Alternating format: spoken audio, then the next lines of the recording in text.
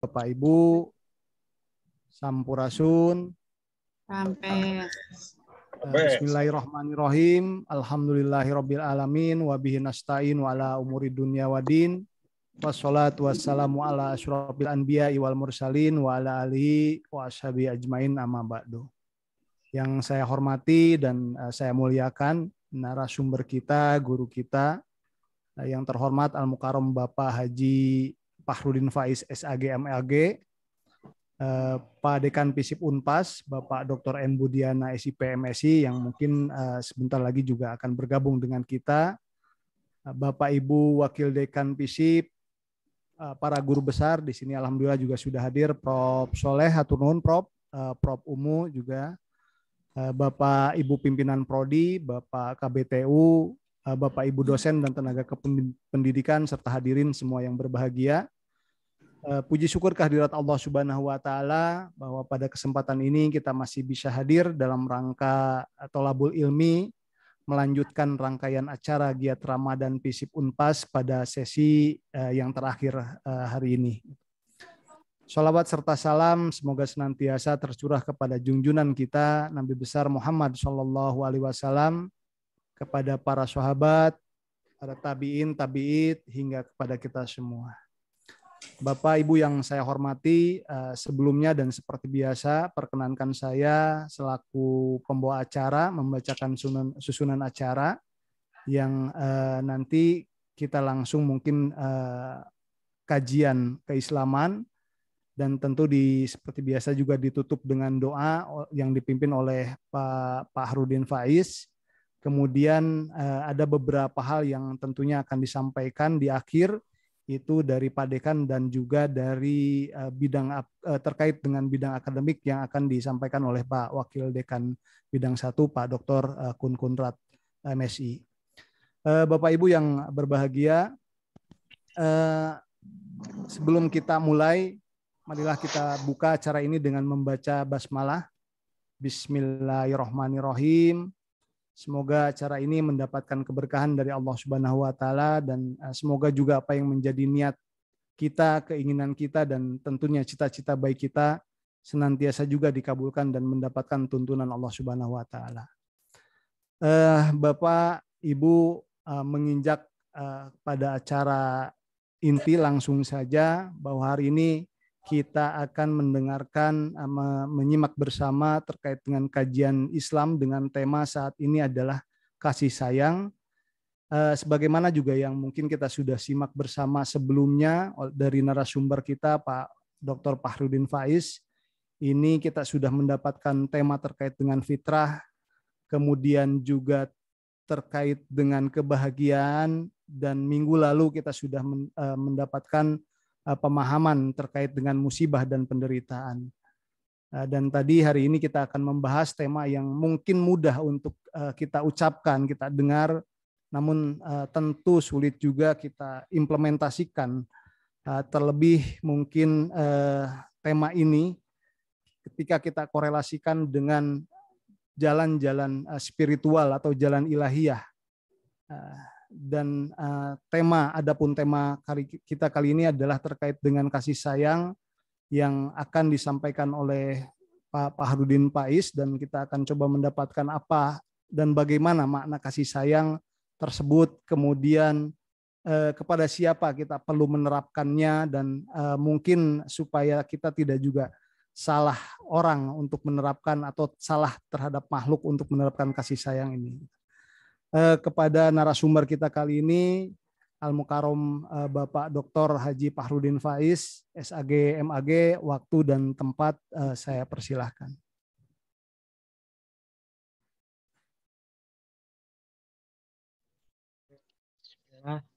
Assalamualaikum warahmatullahi wabarakatuh.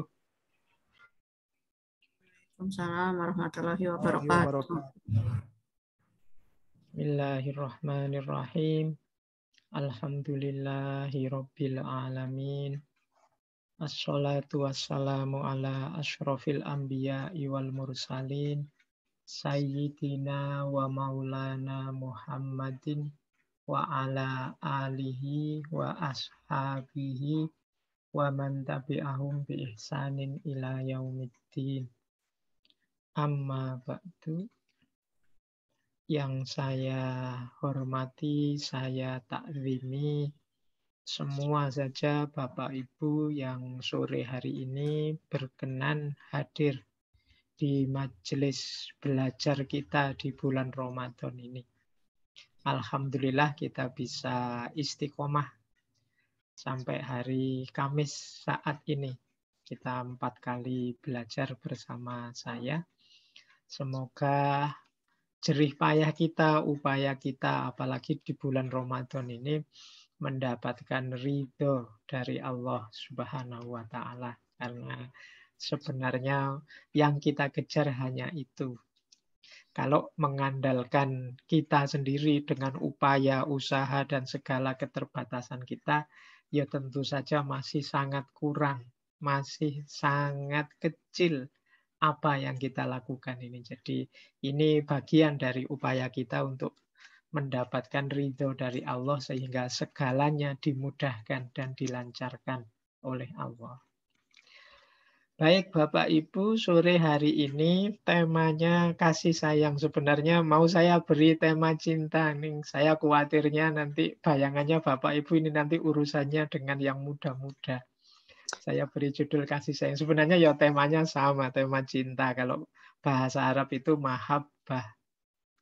Sebenarnya misi saya, kenapa saya taruh terakhir, semoga di antara manfaatnya puasa Ramadan kita bulan ini, itu adalah tumbuhnya mahabbah.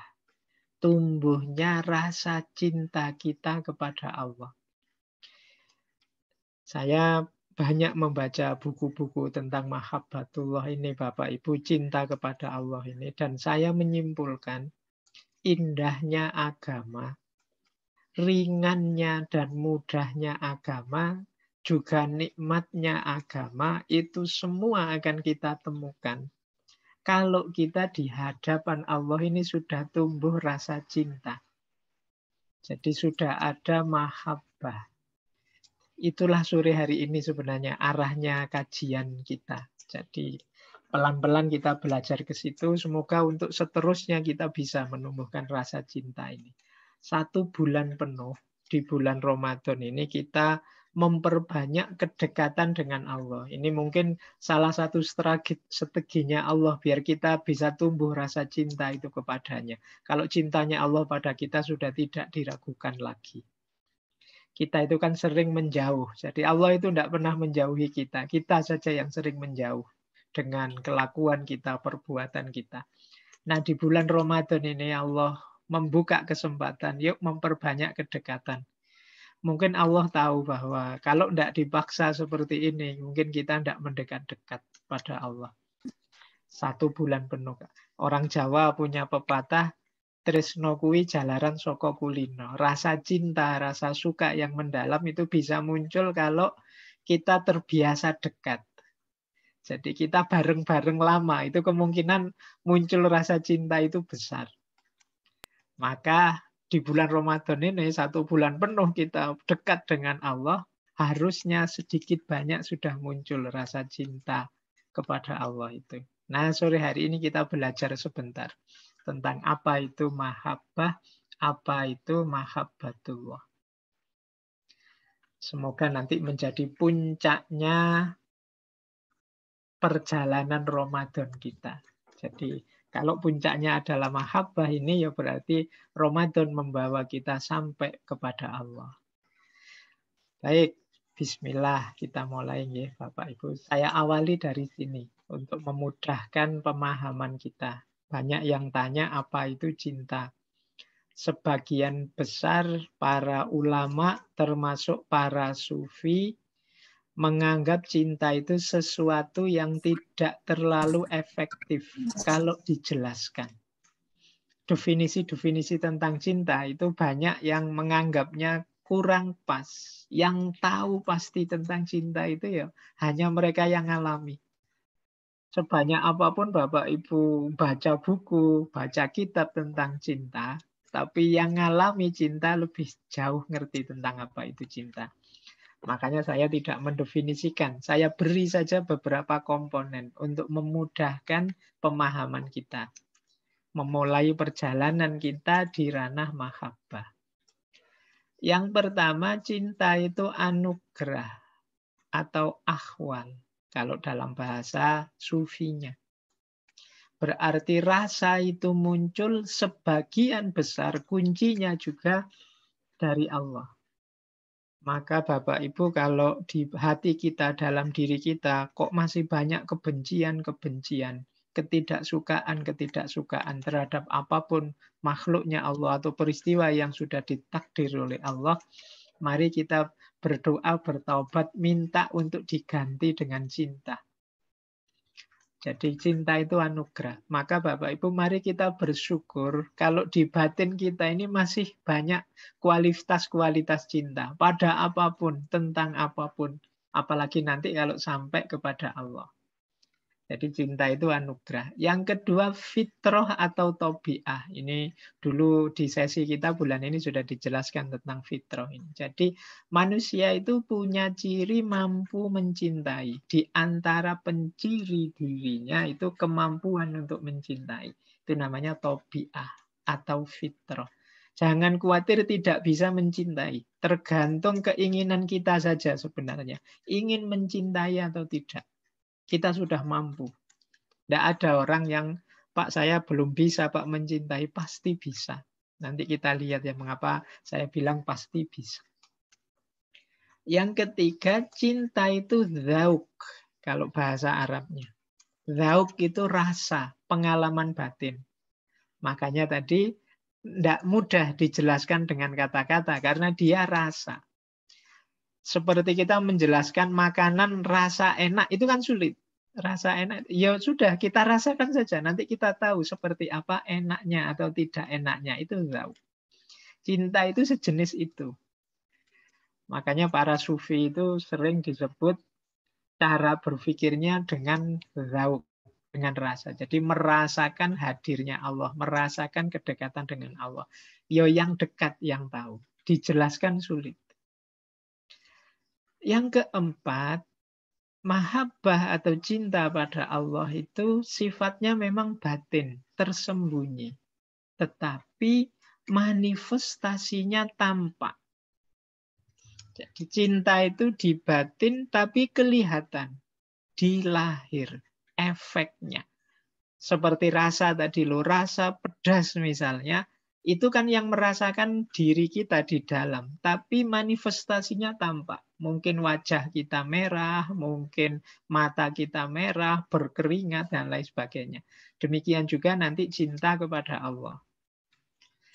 Ya, hanya masing-masing kita yang tahu. Tapi nanti manifestasinya kelihatan. Maka kita tidak bisa, nanti kan ada orang, wah saya sebenarnya di hati saya cinta kok Pak pada Allah. Lah kok males sholat, lah kok tidak mau puasa. Itu kan lahirnya saja Pak, batinnya cinta. Tidak bisa seperti itu. Orang cinta itu memang batin, tapi manifestasi lahirnya tampak. Seperti kalau kita zaman dulu Bapak Ibu mungkin zaman pacaran jatuh cinta itu kan batin, tapi kan kelihatan manifestasinya. Mungkin sering apel, sering menjemput, sering WA, sering menyapa, mengucap apa, selamat tidur, selamat malam, dan lain sebagainya. Manifestasinya pasti kelihatan. Jadi kita boleh saja mengklaim mencintai Allah, tapi kita cinta benar atau tidak akan kelihatan dalam perilaku kita, dalam perbuatan kita. Nah, yang terakhir tentu saja cinta itu positif. Manfaat, maslahat, barokah. Sama sekali tidak ada ruginya kita hidup dengan mode cinta atau mencintai ini. Hidup dalam mahabbah. Kepada siapapun, Pak, apa boleh mencintai yang bukan Allah? Boleh, tapi jadikan itu bagian dari cinta kita kepada Allah. Kita mencintai suami, istri, anak-anak, mungkin mencintai keluarga, ya itu bagian dari cinta kita kepada Allah. Termasuk kita mencintai Rasulullah. Itu bagian dari cinta kita kepada Allah. Nanti ada teorinya. Baik, saya lanjut. Paling tidak ini pengertian-pengertian keyword lah kalau bukan definisi dari apa itu cinta. Nah, ini satu gambaran betapa cinta itu kalau kita sebut hubungan, ini hubungan paling tinggi. Untuk memperjelas bagaimana dia hubungan paling tinggi, biasanya saya ilustrasikan dengan skala seperti ini. Hubungan kita dengan orang lain, siapapun atau dengan apapun, itu menurut saya ada skala-skala ranking seperti ini. Ada hubungan yang terpaksa. Hubungan yang terpaksa itu sebenarnya kita tidak mau, tapi ya mau gimana lagi, itu terpaksa namanya. Hubungan yang terpaksa itu kitanya sendiri tidak sadar dan tidak ingin untuk berhubungan. Itu terpaksa. Sebenarnya saya tidak mau berhubungan dengan dia. Terpaksa satu kantor saja sih. Ya gimana lagi harus tiap hari ketemu. Ini terpaksa. Ini level paling rendah. Level terpaksa. Pada Allah kadang-kadang kita juga terpaksa. Ya buktinya banyak. Kadang-kadang kita itu sholat rasanya berat sekali. Puasa kok rasanya kalau bisa kok ya tidak puasa. Dan lain sebagainya. Ini masih ada konotasi terpaksa. Ada naik satu level, ini lebih tinggi dari terpaksa. Ini sudah sadar bahwa aku harus berhubungan. Nah ini yang saya sebut level kewajiban. Ah iya saya ya harus puasa Pak, karena saya ini muslim, wajib puasa. Nah ini levelnya level kewajiban. Jadi kayak kita sama suami istri itu kadang-kadang ketika rasa cintanya hilang, yang tinggal kewajibannya itu biasanya terus berat. Sering rame, kalau dulu zaman pacaran masih rukun, begitu nikah itu terus pelan-pelan rasa yang meluap-luap itu hilang, biasanya bisa bertahan di level kewajiban ini. Yo, saya wajib sebagai suami, dia wajib sebagai istri. Nah ini level lebih tinggi sebenarnya dari terpaksa. Semoga tidak nyampe terpaksa ya. Ini kesadaran, tapi kesadaran paling rendah itu kesadaran kewajiban.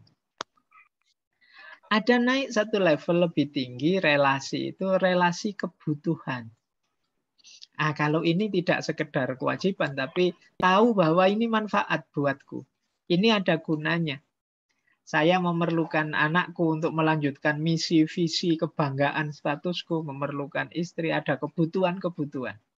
Saya butuh teman untuk curhat, saya butuh kolega untuk sukses, ini kebutuhan. Jadi relasi kebutuhan ini tidak hanya kewajiban, dia tahu bahwa dia memerlukan itu. Kalau dalam agama relasi kebutuhan ini saya harus rajin sholat duha ini biar rezekiku lancar. Nah, ini kebutuhan. Saya harus banyak tahajud ini biar statusku naik. Itu kebutuhan. Jadi ini level lebih tinggi daripada kewajiban. Kebutuhan. Biasanya lebih semangat. Kalau tahu pahalanya berapa, manfaatnya apa, gunanya apa, ini di level kebutuhan. Tidak salah sebenarnya. Kewajiban tadi juga tidak salah. Tapi kurang tinggi. Ada yang lebih tinggi, yaitu makom cinta atau mahabbah. Ini yang paling tinggi.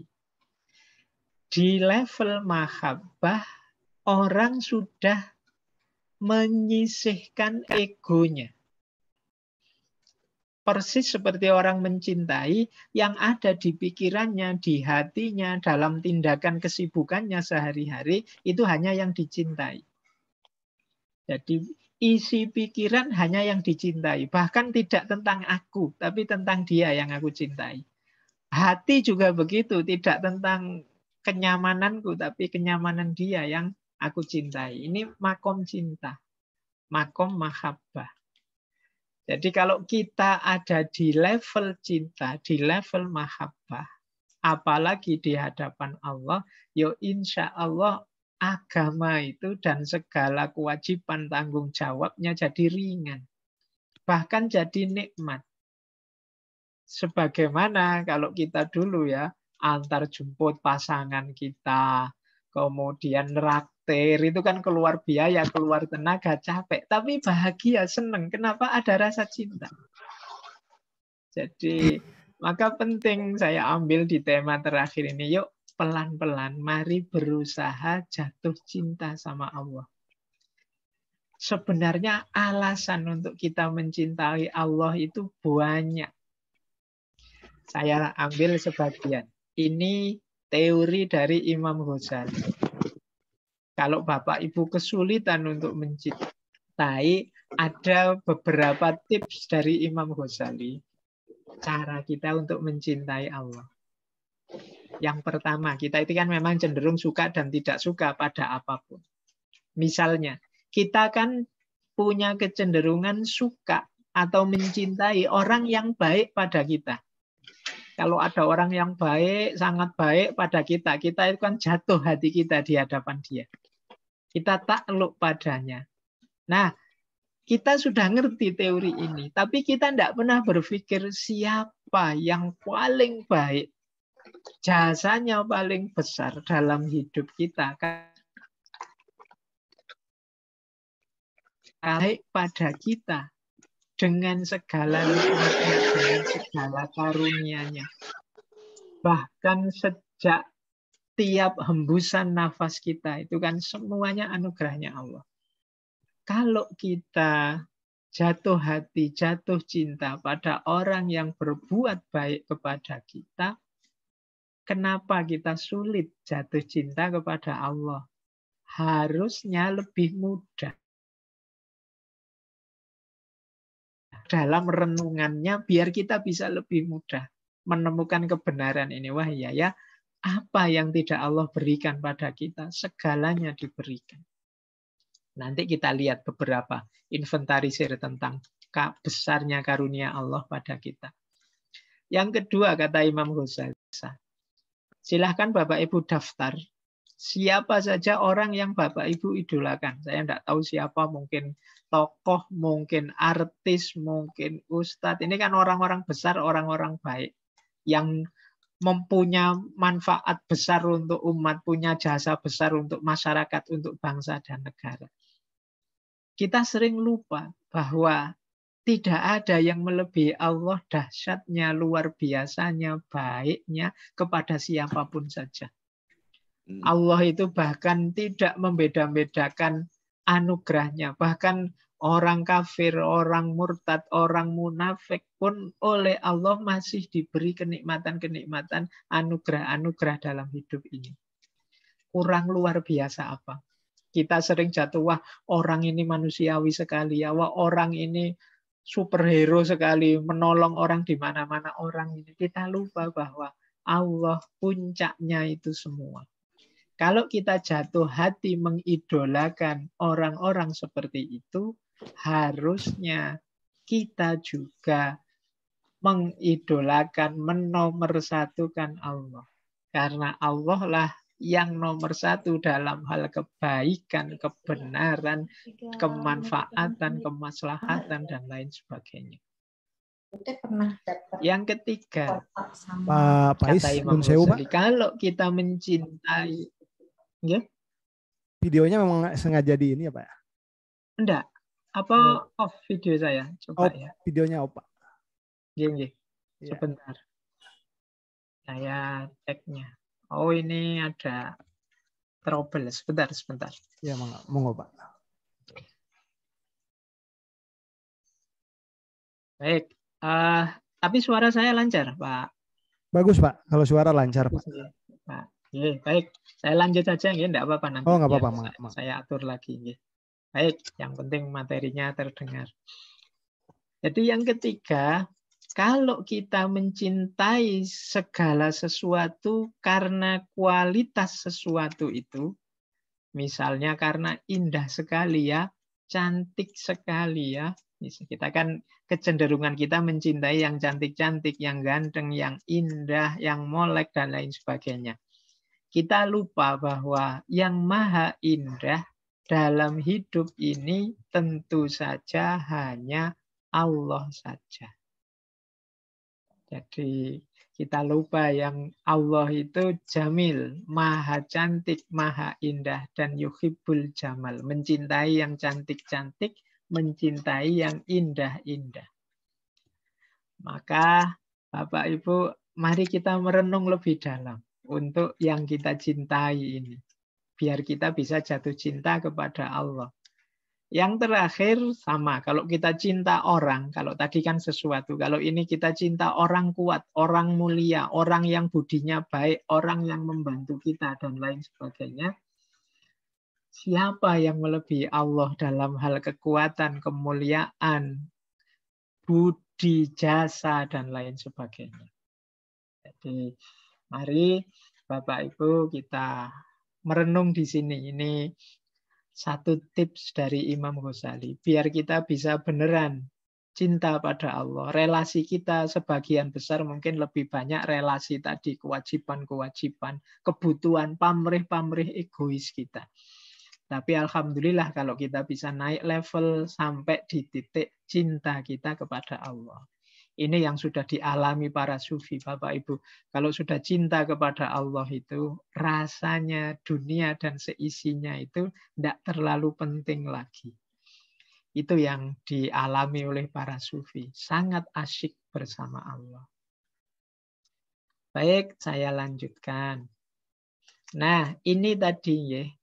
Satu gambaran, satu contoh betapa tidak diragukan lagi Allah itu sudah sangat mencintai kita.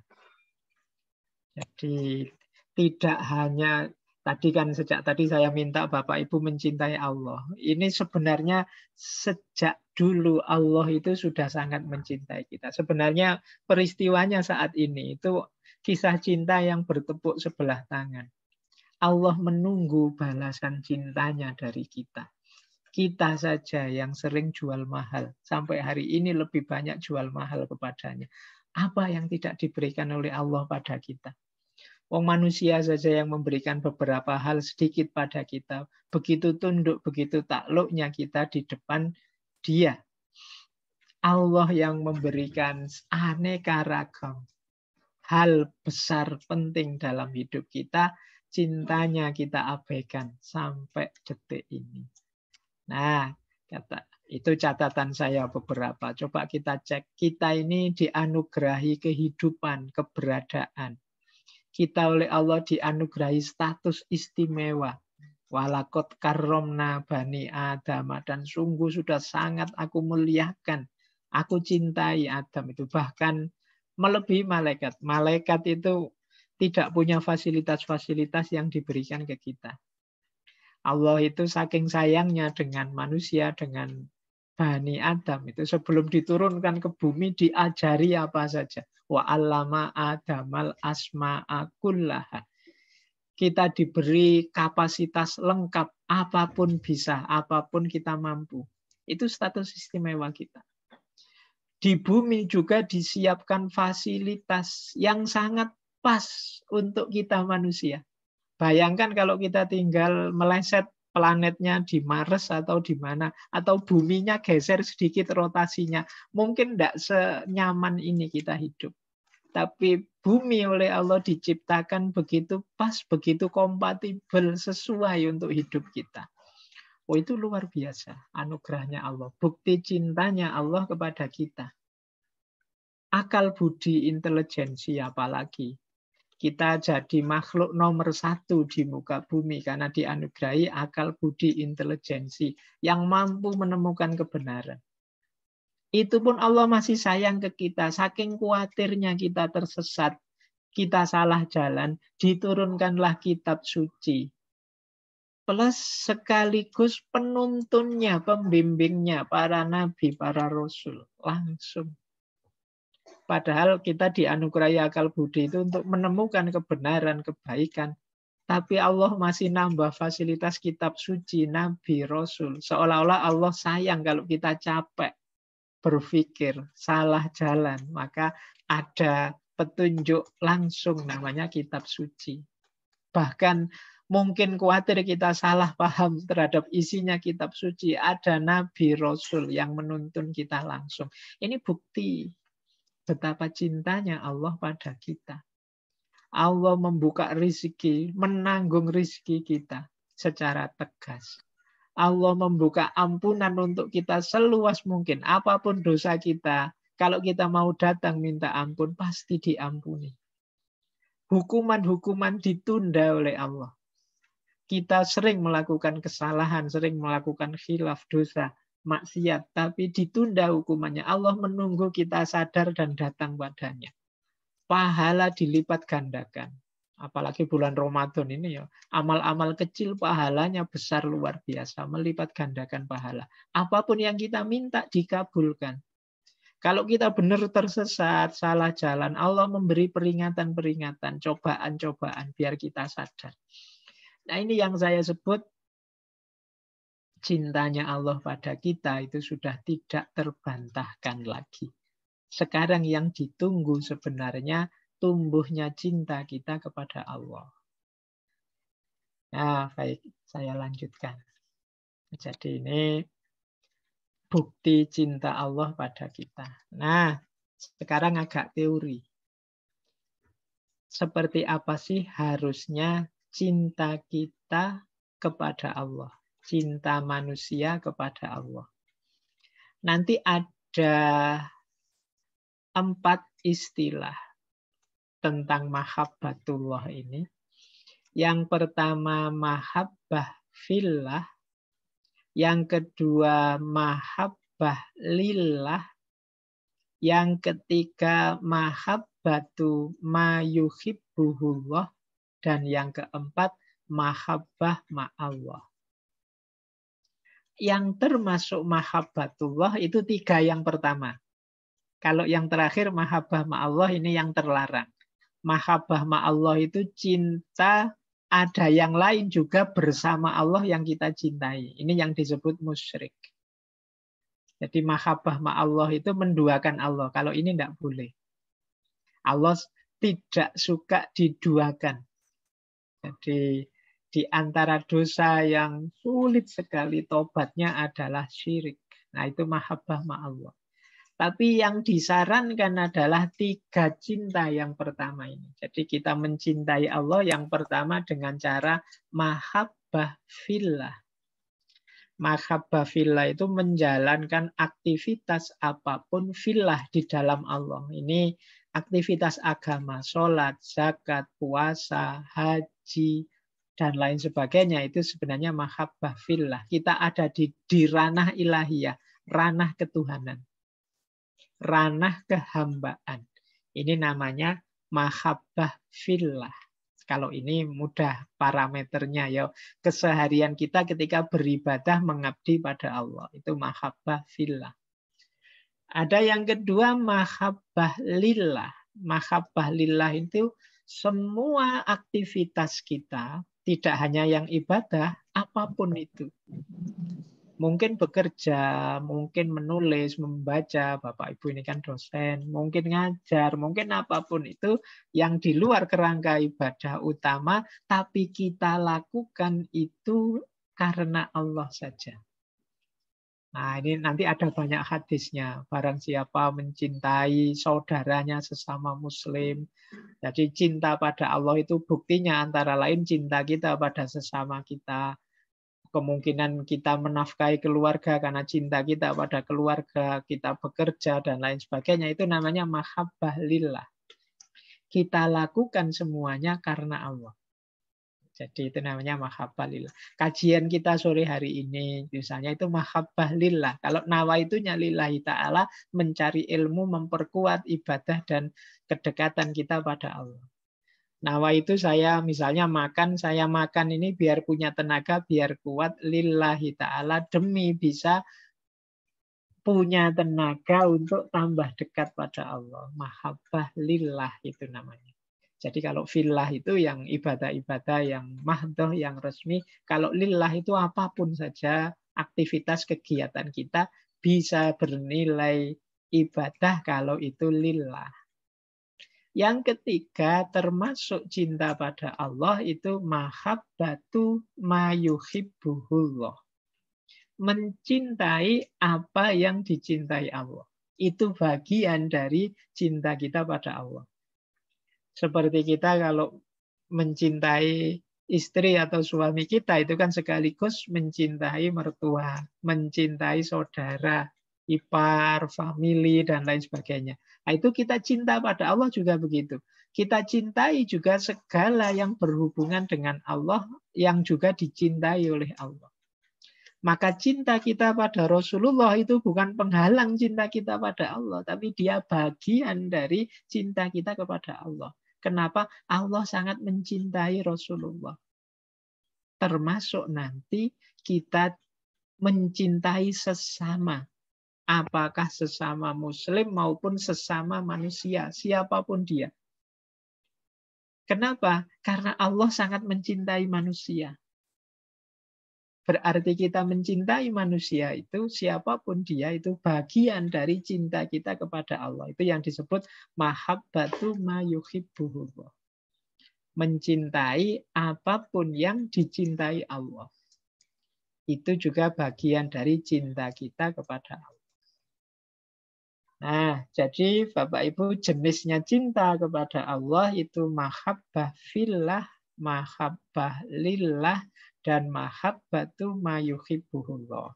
Yang dilarang menduakan Allah, memposisikan apapun di posisinya Allah. Ini yang dilarang.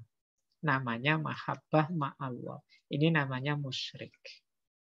Jadi semoga Bapak Ibu bisa mudah memetakan ya antara mahabbah ma Allah biasanya rancu dengan mahabbatu ma yuhibbuhullah. Kalau mahabbatu ma yuhibbuhullah itu kita cintai sesuatu itu sebagai bukti atau bagian dari cinta kita kepada Allah.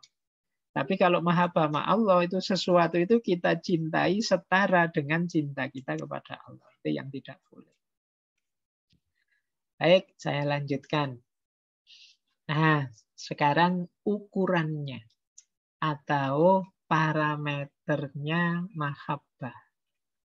Cinta kita kepada Allah itu buktinya apa sih kalau kita cinta kepada Allah? Ini saya ambil konsep dari Syekh Ibnu Qayyim al-Jauzi.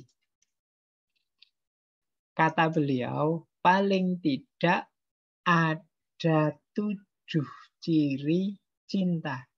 Ini menarik, 7 ciri ini sebenarnya tidak hanya ciri untuk cinta pada Allah. Kita cinta pada apa saja biasanya muncul ciri ini. Dan ciri ini bukan sesuatu yang bisa direkayasa. Dia akan muncul sendiri begitu rasa cinta itu hadir. Yang pertama apa tandanya? Yaitu kasrotul dzikr. Selalu teringat. Jadi banyak zikir, banyak ingat tentang Allah. Jadi semakin banyak kita mengingat Allah, berarti sebesar itulah cinta kita padanya. Persis sama kalau Bapak Ibu sangat cinta pada anak-anak kita misalnya, itu ya porsi pikiran kita lebih besar tentang anak-anak. Kita sangat cinta dulu zaman pacaran pada pacar kita, itu ya hidup kita banyak sekali sibuknya pikiran kita teringat terus, terbayang-bayang dia terus. Itu namanya kasrotul dzikr. Jadi kasrotul dzikr itu pikiran yang sibuk selalu dengan Allah. Nah, itu kasrotul dzikr. Banyak teringat. Semoga mari kita latih ya. Kita latih mengingat Allah. Terus kita latih, kita biasakan. Banyak mengingat Allah. Di momen apapun. Bahkan Allah itu menciptakan momen-momen yang untuk kita mengingatnya. Banyak. Termasuk dalam sehari kita diminta diwajibkan sholat 5 waktu. Itu kan momen Allah ingin bertemu kita, ingin kita sadar mengingat dia. Meskipun kadang-kadang kita ini yo agak nakal karena sedang berhadapan dengan Allah pun kadang yo ndak ingat Allah. Saat sholat yo pikiran kita ke utara, ke selatan. Itu bayangkan ya kalau kita cinta pada seseorang, terus sudah capek-capek kita traktir dia, kita ajak dia kemana, tapi pikirannya dia kemana-mana, terus waktu bersama kita itu betapa kita kecewanya. Ya untungnya Allah ampunannya sangat luas, jadi seperti apapun nakal kita masih ditunggu. Ayolah datang padaku, apapun kesalahanmu, aku ampuni, ayo datang padaku. Itu yang saya sebut kita itu lebih sering jual mahal di hadapan Allah. Padahal sangat tidak pantas kalau kita rasakan betapa kita itu mahalnya kita jaimnya kita di hadapan Allah. Yang kedua, cirinya adalah ijab. Ijab itu rasa takjub, rasa kagum, terpesona, itu ijab. Orang jatuh cinta itu kan pasti ada unsur terpesonanya pada yang dicintai, entah dalam hal apanya. Kalau dalam Islam, ekspresi ijab itu takbir. Jadi takbir itu Allahu Akbar itu kan ekspresi takjub.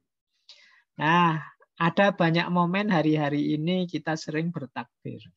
Semoga takbir kita itu memang ekspresi dan manifestasi dari rasa cinta yang membuncah dalam diri kita. Itu ijab. Takjub kita. Ada getarannya. Kalau bahasanya Al-Quran itu ketika disebut namanya Allah, batinnya tergetar. Wajilat qulubuhum itu ijab. Sama kayak kita dulu Bapak Ibu kan waktu pacaran jatuh cinta itu disebut nama yang dicintai itu kan kita agak ada desirnya di hati kita.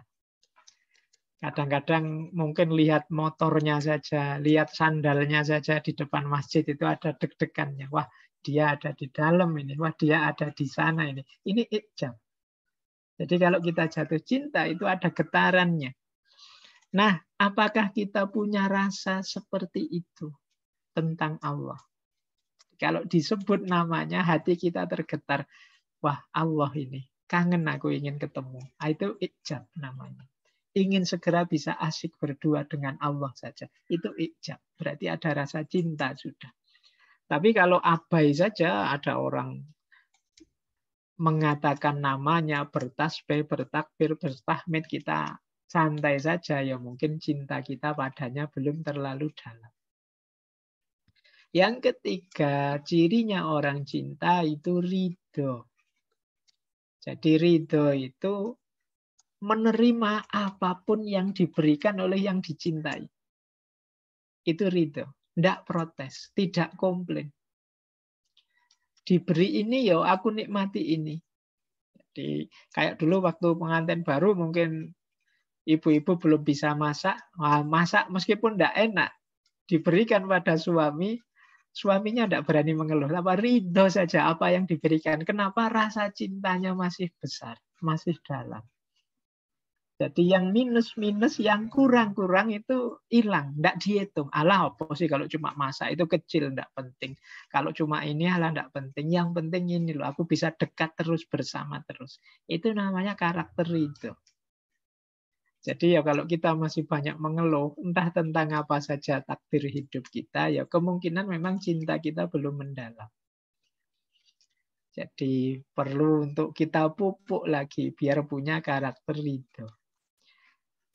Jadi hidup yang bahagia itu kalau kata Al-Quran, hidup yang rodiyata mardiyah. Rodiyata mardiyah itu kita ridho pada keputusannya Allah, sehingga turun ridhonya Allah pada kita. Allah itu sayangnya sangat besar pada kita, memberikan ridho pada kita itu pastinya sangat mudah. Yang sulit itu kita ridho pada ketetapannya Allah. Manusia itu agak egois. Senang ngatur hidupnya sendiri melampaui Allah. Sehingga kadang-kadang kalau aturan yang dia tetapkan tidak cocok dengan keinginannya, dia mengeluh. Nah, ini yang disebut ridho. Padahal kalau orang mencintai itu apapun yang diberikan oleh yang dicintai, dia rela. Maka kunci untuk rodiyata mardiyah itu sebenarnya kita. Apakah kita mampu meridhoi apapun ketetapannya Allah. Yang keempat, tadkhiyah. Tadkhiyah itu kesediaan berkorban. Oh, kalau ini Bapak Ibu yang pernah jatuh cinta dan mencintai itu tidak sulit memahaminya. Orang yang jatuh cinta itu memang apapun aku berikan untuk dia. Aku capek tidak apa-apa. Aku sulit tidak apa-apa. Aku bahkan sakit-sakitan, hilang biaya, hilang tenaga tidak apa-apa. Contoh paling mudah, Bapak Ibu, kita untuk anak-anak kita. Itu kan kita tadkhiyah. Rela berkorban sebesar-besarnya. Kesulitan apapun tidak masalah. Itu cirinya cinta berarti. Nah berarti kita di hadapan Allah juga begitu. Kalau kita sudah sangat cinta kepada Allah, tadhiyah, kita rela berkorban apapun demi Allah. Jangankan waktu, tenaga, apapun bolehlah. Habis harta juga boleh, seperti ceritanya Nabi Ayub minggu yang lalu, tidak masalah. Dibenci orang banyak, dilempari batu seperti Rasulullah waktu dakwah itu sampai berdarah-darah. Tidak masalah. Asal Allah ridho padanya. Jadi rela berkorban demi mendapatkan ridhonya Allah. Saya masih ingat cerita itu Rasulullah waktu beliau dakwah di Taif. Itu beliau itu ditolak di sana, dilempari batu, dikejar-kejar anak kecil, ditaburi pasir kepalanya berdarah-darah. Sampai beliau kemudian istirahat di salah satu kebun di Taif. Di sana beliau munajat. Munajat itu semacam curhat kepada Allah. Nanti dalam munajat beliau ini ada satu kalimat yang luar biasa. Yang isinya menunjukkan betapa Rasulullah itu ridho terhadap apapun keputusannya Allah. Betapa cintanya Rasulullah sangat dalam pada Allah. Munajatnya panjang, tapi kurang lebih isinya seperti ini. Ya Allah, aku ini makhluk yang lemah. Engkau memberiku amanat untuk dakwah seperti ini saja, aku tidak berhasil. Ya Allah, sekarang betapa aku susah payah berdarah-darah. Tapi apapun kondisiku, aku tidak peduli. Asal engkau tidak murka padaku. Ada satu kalimat yang luar biasa dari Rasulullah saat itu, in lam takun wadiban alayya fala ubali. Jadi kata Rasulullah, ya Allah, asal engkau tidak murka padaku, aku tidak peduli ya Allah. Seberat apapun hidupku, mungkin dibenci orang banyak, mungkin dijauhi orang, dibully orang, dipersulit orang. Mungkin kekurangan sana sini, harta dan macam-macam. Tidak masalah ya Allah, in lam takun wadiban alayya fala ubali. Asal engkau tidak murka padaku ya Allah, aku tidak peduli. Nah ini tadhiyah, rela berkorban sekaligus ridho dengan apapun keputusannya Allah. Nah ini menurut saya kalimat ini bisa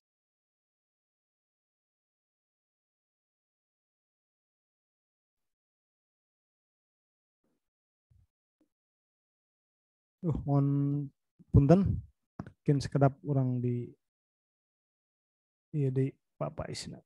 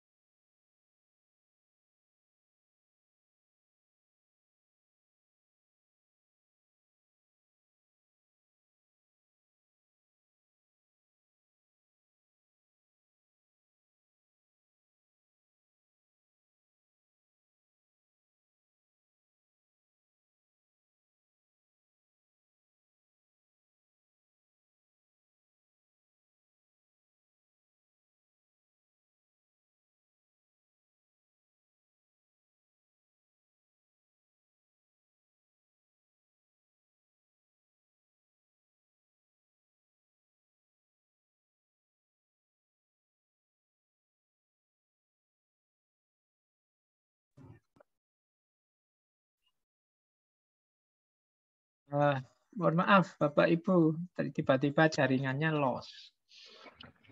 Oke. Saya lanjut ya, wah sampai mana tadi? Ini ganti sinyal. Baik, saya lanjutkan. Ini biar nanti bisa tuntas. Jadi tadi ya sudah sampai di 7 ciri ini. Sekarang kita lanjutkan dengan manifestasinya. Oh, kalau ini tadi penjelasan 7 tadi ya. Nah, ini strateginya sekarang. Terakhir. Biar nanti kita dialognya bisa ada waktu. Bapak Ibu tadi sudah dijelaskan panjang lebar tentang pentingnya kita mencintai. Maka sekarang strateginya. Yang pertama, untuk bisa tumbuh rasa cinta kita kepada Allah, mari dibiasakan melanggengkan zikrullah. Mengingat-ingat Allah. Jadi kita ini memang saya tahu Bapak Ibu sibuk semua, macam-macam kegiatannya, tapi tolong setiap kali sadar hadirkan Allah. Setiap kali sadar zikir, diingat-ingat Allah. Jadi libatkan Allah terus. Ini sebenarnya teori yang dulu saya sampaikan waktu sesi muraqabah. Jadi mari muraqabah, kita sadari terus hadirnya Allah, hadirnya Allah. Ini sebenarnya manfaatnya besar. Selain menumbuhkan cinta padanya, juga membuat hidup kita lebih terkontrol. Membuat hidup kita lebih terawasi. Kalau kita sadar bersama Allah terus, diawasi Allah terus, itu kan kita rasanya lebih tertata hidup kita, lebih terkontrol. Kita tidak berani melakukan macam-macam yang buruk-buruk, malu. Diawasi oleh Allah. Jadi strategi pertama zikrullah terus, menghadirkan Allah terus. Ini mirip dengan puasa 1 bulan ini. Semakin sering kita ingat Allah, dekat dengan Allah, kemungkinan munculnya rasa cinta itu semakin besar. Nah, yang kedua, mari membiasakan latihan mendahulukan Allah. Mendahulukan keinginan Allah dibandingkan keinginan kita sendiri. Nah, ini memudahkan kita nanti jatuh cinta pada Allah. Misalnya ya, saya tahu kalau orang puasa itu berhak tidur. Bahkan tidurnya bernilai ibadah.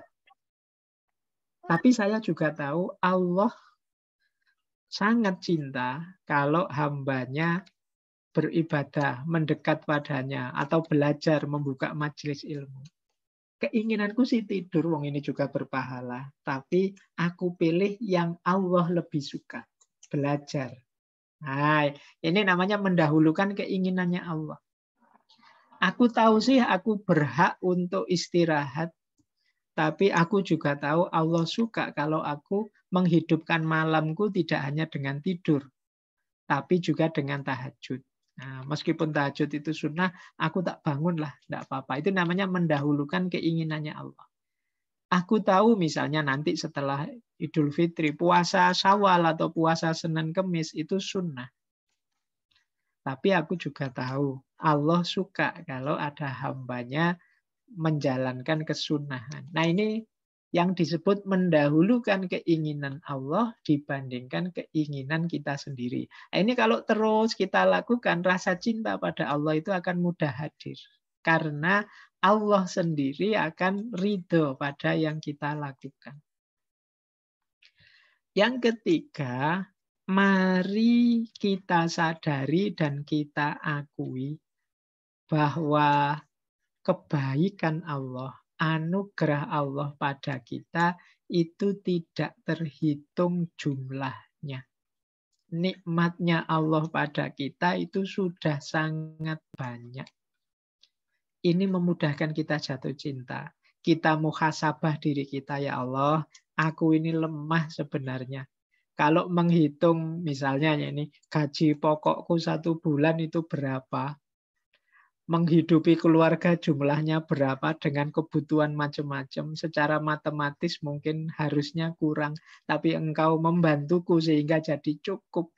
Engkau memberi rizki min haitsu la yahtasib. Engkau beri jalan keluar dari banyak kesulitan. Nah, ini pengakuan terhadap jasanya Allah. akan membuat kita mau tidak mau akan punya rasa terhadap dia. Tidak berani sembrono sembarangan lagi kepadanya. Nah, ini tips yang ketiga, strategi untuk memudahkan kita mencintai Allah. Yang keempat, untuk kita tambah cinta kepada Allah, mari kita kalau bahasanya hari ini ada me time dan we time, tapi we time-nya sama Allah. Ayo kita bikin waktu khusus yang kita berdua dengan Allah, ngobrol, munajat, curhat, enggak masalah. Mungkin sambil ngaji, sambil wirid, sambil apa, monggo ngambil waktu asik berdua dengan Allah. Sepenuh hati, pasrah di hadapannya. Nah, ini yang keempat, strategi untuk kita mencari waktu, kalau bahasanya para sufi itu kholwat. Jadi kholwat itu menyendiri berdua saja dengan Allah. Nah, yang keempat adalah untuk kita tumbuh rasa cinta kita kepada Allah, tentu saja penting kita nambah ilmu terus. Sebenarnya ilmu apapun Bapak Ibu. Nggak harus ilmu agama kok. Bapak Ibu mungkin ada yang bidangnya psikologi, ada yang bidangnya pendidikan, atau ya bidangnya apapun. Setiap kali terbuka kebenaran, wawasan baru, takbirlah. Betapa maha besarnya Allah yang menciptakan alam semesta ini dengan mekanisme yang luar biasa. Semakin takjub kita terhadap karyanya Allah, semakin kita mudah jatuh cinta. Bagaimana kita bisa takjub tadi? Ya ilmu. Mungkin yang sains belajar tentang kompleksnya alam ini, atau yang belajar tentang neurosains belajar kompleksnya otaknya manusia, itu ya ujungnya tetap Allahu Akbar. Betapa maha besarnya Allah. Nah, ini nambah dekat kita kepadanya, menyadarkan kita kekuasaannya, kebesarannya, jalannya ilmu. Maka Bapak Ibu, meskipun kita ini pengajar, semoga tidak berhenti belajar. Tidak istirahat untuk selalu menemukan yang baru terus, yang baru terus. Momen kita menemukan wawasan baru adalah momen ijab. Jadikan itu momen ketakjuban kita akan maha kuasa dan maha besarnya Allah.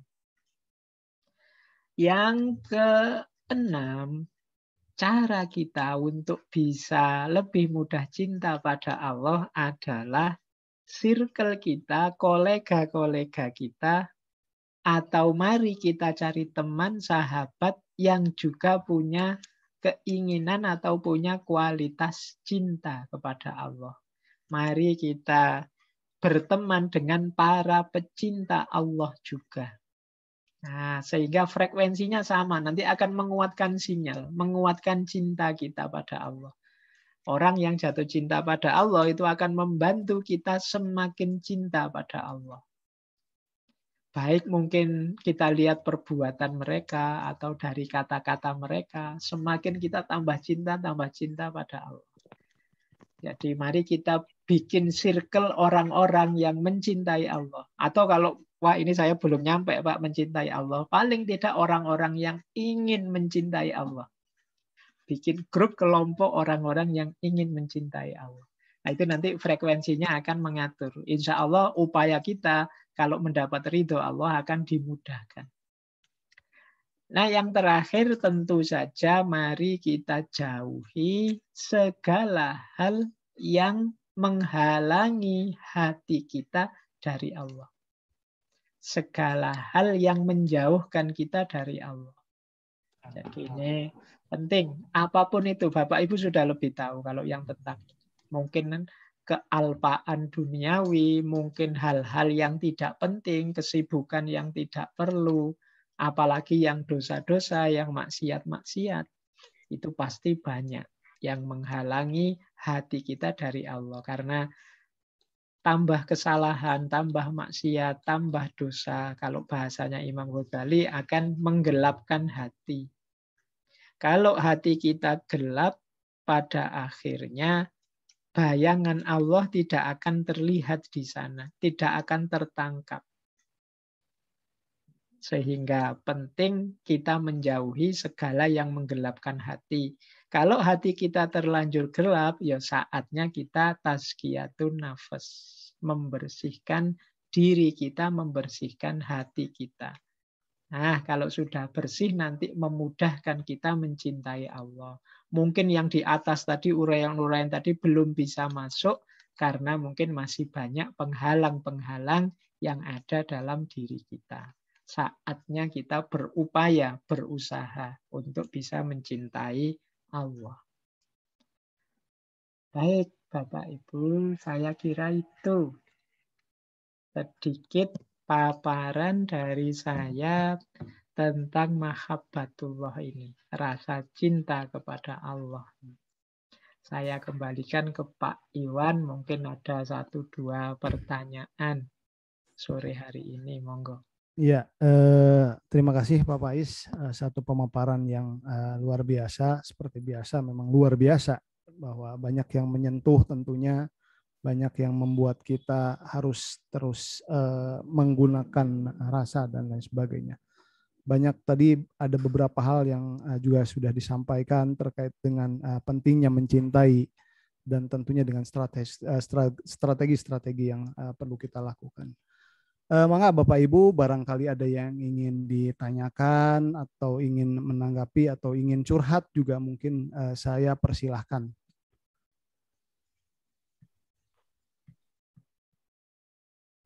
Mangga Bapak Ibu.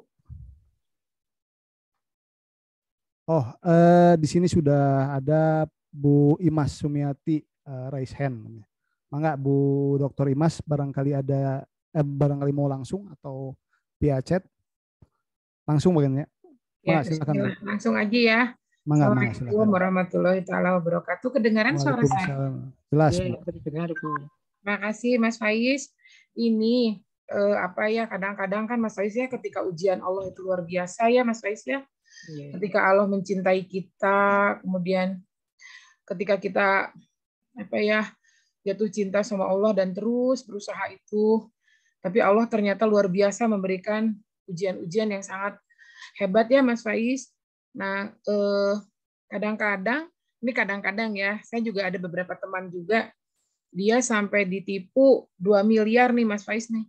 Nah, sekarang dia sedang futur nih. Saya menghadapi sahabat seperti ini bingung Mas Faiz.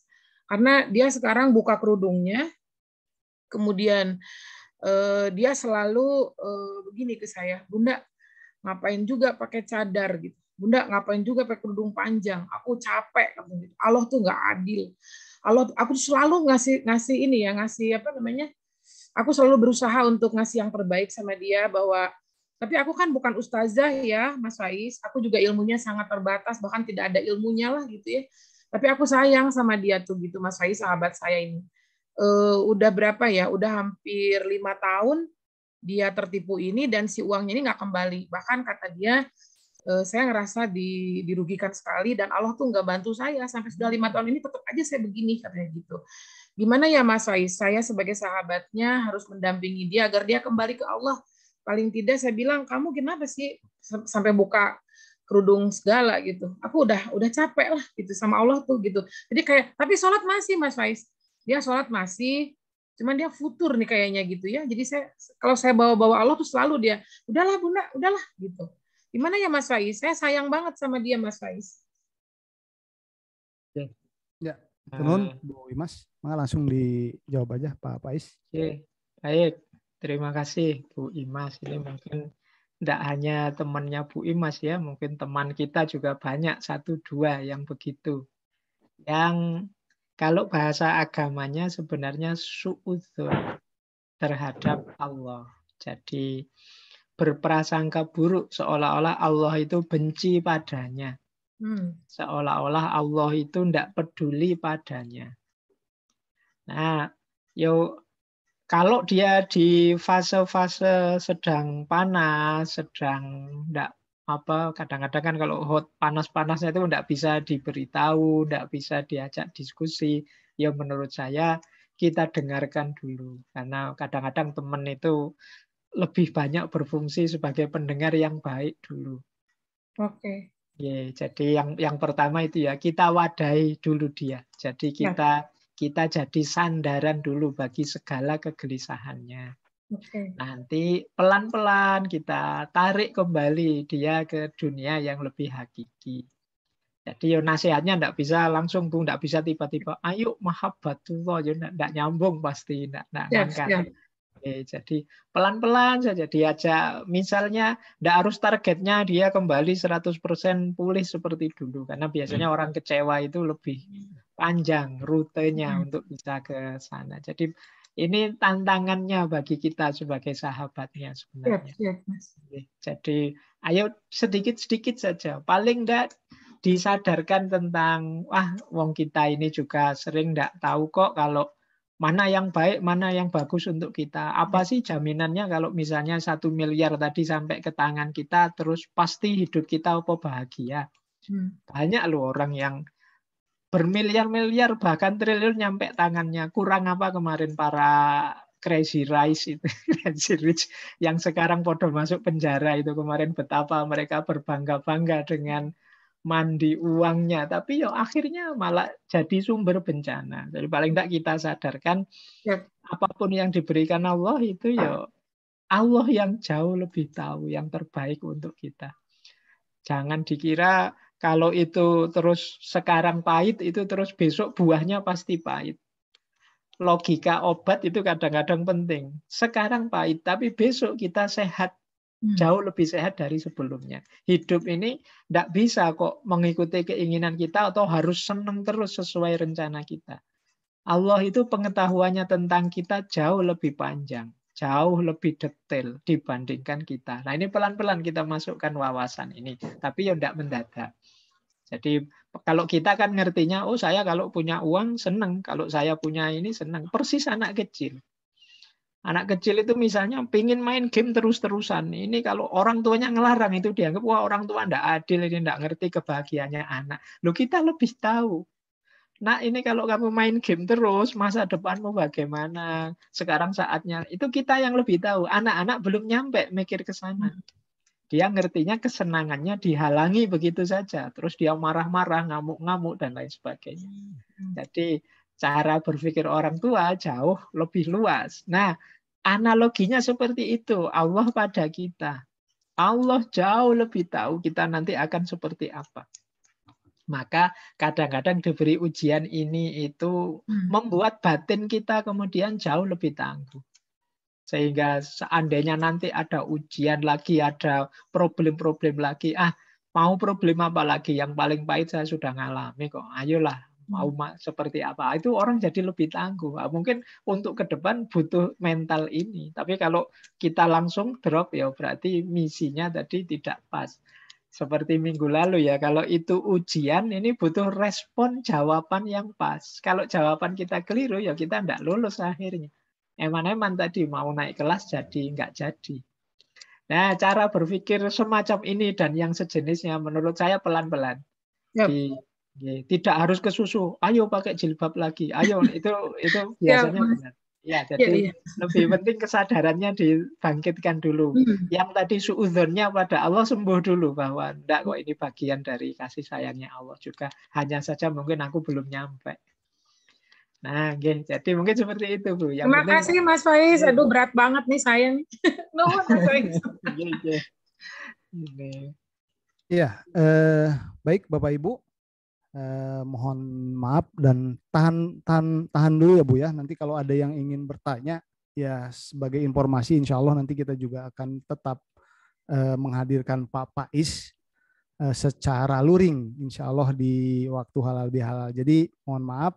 Sepertinya untuk waktu kajian hari ini kita cukupkan sekian dan kiranya juga untuk Pak Faiz seperti biasa mohon berkenan untuk menutup dengan doa, Pak.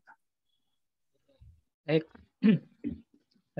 baik Bapak Ibu, alhamdulillah bulan Ramadan ini bisa kita istiqomahi belajar bersama. Semuanya tentu saja tidak lepas dari izin, ridho, dan ma'unah, pertolongan dari Allah. Semoga semua yang kita lakukan, tidak hanya kajian ini, segala macam kebaikan yang kita lakukan di bulan Ramadan ini, mendapatkan ridho, mendapatkan manfaat, maslahat, dan barokah dari Allah Subhanahu wa Ta'ala. Ala hadhihi niyah wa ala kulli niyatin sholihah. Al-Fatihah. A'udzu billahi minasyaitonir rajim. Bismillahirrahmanirrahim. Alhamdulillahirabbil alamin. Arrahmanir rahim. Maliki yaumiddin. Iyyaka na'budu wa iyyaka nasta'in. Ihdinas syiratal mustaqim. Syiratal ladzina an'amta 'alaihim ghairil maghdubi 'alaihim waladdallin. Amin. A'udzu billahi minasyaitonir rajim. Bismillahirrahmanirrahim. Alhamdulillahirabbil alamin. Hamdan yuwafi ni'amahu wa yukafi'u mazidah. Ya Rabbana lakal hamdu kama yanbaghi li jalali wajhikal karimi wa azimi sultanik. Allahumma rabbana ighfir lana wa liwalidayna warhamhuma kama rabbayana shaghira. Allahumma rabbana taqabbal minna sholatana wa siyamana wa ruku'ana wa sujudana wa tadarru'ana wa tahassu'ana wa ta'limana wa ta'allumana wa tammim taksirona ya arhamar rahimin. Allahumma inna nas'aluka salamatan fid din wa afiyatan fil jasad wa ziyadatan fil ilmi wa barakatan fil rizki wa taubatan qoblal maut wa rahmatan indal maut wa maghfiratan ba'dal maut. Allahumma hawin alaina fi sakaratil maut wan najata minan nar wal afwa indal hisab. Allahumma arinal haqqo haqqo warzuqna tiba'ah wa arinal batila batilah warzuqna ijtinabah. Ya latifan bi khalqih, ya aliman bi khalqih, ya khabiran bi khalqih, ultuf bina ya latif, ya alim, ya khabir. Rabbana atina fid dunya hasanah wa fil akhirati hasanah wa qina adzabannar. Subhana rabbika rabbil izzati amma yasifun wa salamun alal mursalin walhamdulillahi rabbil alamin. Baik Bapak Ibu, saya akhiri sekian untuk kajian kita sore hari ini. Insya Allah kita bisa bertemu kembali di kesempatan yang berbeda. Kurang lebihnya mohon maaf. Wallahul muwafiq, wallahu a'lam bishawab. Wassalamualaikum warahmatullahi wabarakatuh. Waalaikumsalam warahmatullahi wabarakatuh.